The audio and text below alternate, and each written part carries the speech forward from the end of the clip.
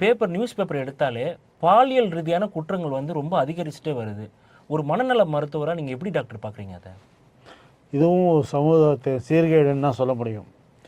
அதாவது எல்லாருக்கும் sex feeling இருக்கும், எல்லாருக்கும் காமம் இதெல்லாமே இருக்கும்.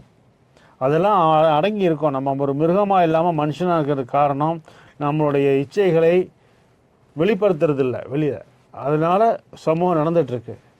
இந்த மொபைல், இந்த போர்னோ இதெல்லாம் நிறைய சைட் நிறைய பேர் பார்க்குறாங்க. அதனால் அவங்க மைண்டு குழம்பிடுது. விகாரமாக என்ன பண்ணலாம் அப்படின்னு தோணுது. இன்ஃபேக்ட் பார்த்தீங்கன்னா இந்த குழந்தைகளை பாலியல் பலாத்காரத்தில் பண்ணுறது வயசானவங்க தான். 50 வயசு 60 வயசு இருக்கிறவங்களாம் கூட பாலியல் பலாத்காரம் பண்ணுறாங்க. அப்படின்னா என்ன அர்த்தம்? அந்தளவுக்கு மனசு கெட்டு போயிருக்கு, சிதைஞ்சு போயிருக்கு. இதுக்கு வந்து 2 விஷயத்தில் நம்ம அணுகணும்.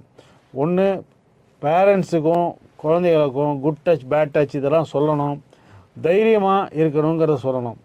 அதே மாதிரி கேர்ள்ஸுக்கெலாம் நான் சொல்லுவேன், இப்போ ஒரு ஸ்ப்ரே இருக்குது, பெப்பர் ஸ்ப்ரே இருக்குது.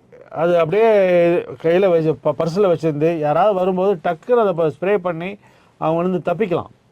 இந்த மாதிரி நம்ம எப்படிலாம் தப்பிக்கலாம் அப்படிங்கிறதெல்லாம் நம்ம குழந்தைகளுக்கு சொல்லிக் கொடுக்கணும். அதே மாதிரி ரிப்போர்ட் பண்ணணும். ரிப்போர்ட் பண்ணி 4 பேருக்கு மரண தண்டனை. இப்போ சமீபத்தில் கோயம்புத்தூரில் நடந்த ஒரு பாலியல் பலாத்காரத்தில் 15 வருஷம் தண்டனை கொடுத்துருக்காங்க. இது மரண தண்டனையாக போய் மாறணும். அந்த மரண தண்டனை மக்களுக்கு தெரிஞ்சால் மட்டும்தான் இதுக்கு ஒரு சொல்யூஷன் கிடைக்கும்.